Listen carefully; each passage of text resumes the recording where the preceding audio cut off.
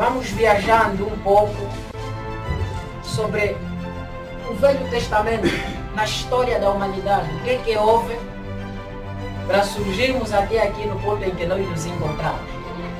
Como é que foi a trajetória da igreja primitiva?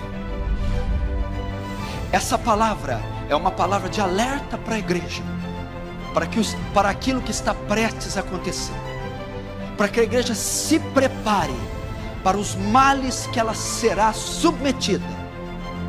E escute o que eu vou dizer, isso aqui está muito próximo. You should know, I broke down, and I wept, and I mourned, and I fasted, and then I began to pray night and day. When I heard, I wept.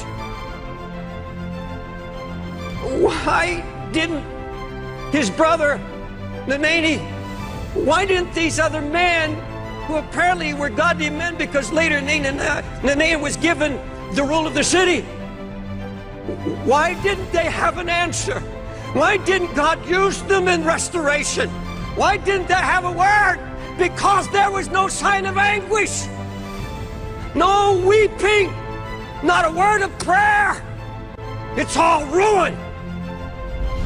You preacher, go farther and deeper into the heart of the gospel.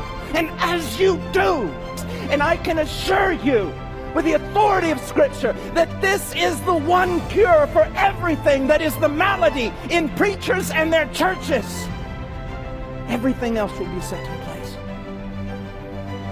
The gospel. Know it. Be a man who dwells in your study, who reads ancient books, who cries out to God in prayer, so that on Sunday, when you go to the pulpit and open up your mouth, you have something to say to God's people. Not about a mere ethic or a morality, but about a person that is incomprehensible, full of glory, full of glory.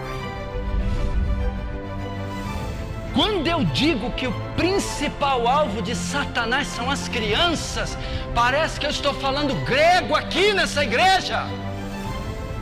As pessoas têm uma revelação baixa de Deus, porque não conhecem Deus. Vivem pensando que Deus é um ser carnal. Vivem pensando que Deus é um homem. Vivem pensando que Deus é igual aos homens. As pessoas precisam entender isso. E essa nação está dizendo assim, não.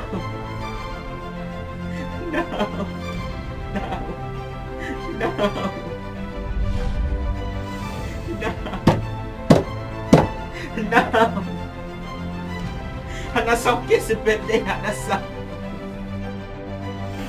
You take mountains and molehills, crickets and clowns.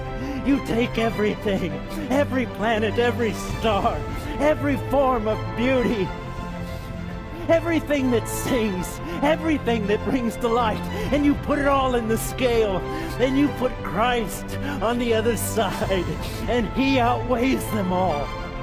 He outweighs them all.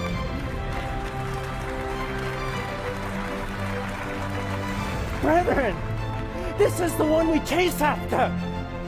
Go to your studies. Go to your studies.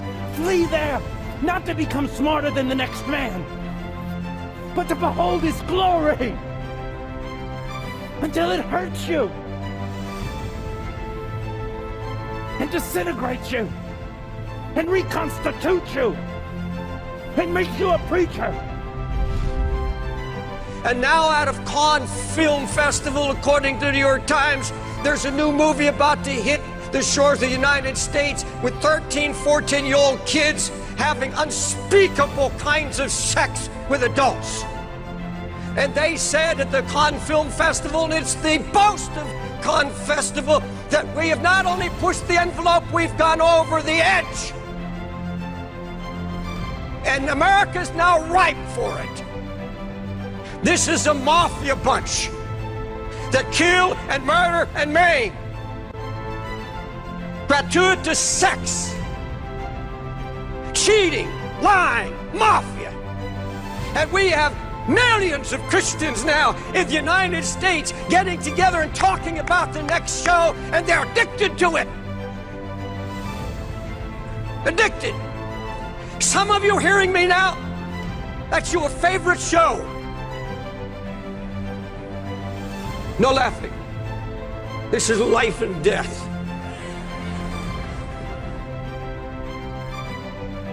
Did you come here tonight? Did you raise your hands and sing and shout and have a good time? And you know you've been watching this filth? Brethren, we are not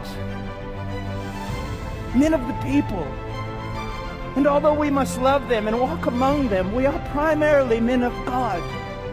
And it is our primary task to be in His courts ambassadors. Ambassadors of Christ. Not of the law, not of the letter, but of His own dear Son. Ambassadors of Christ. There's such majesty in that. There's such beauty, and yet there is a beauty that is so sharp that it kills the preacher.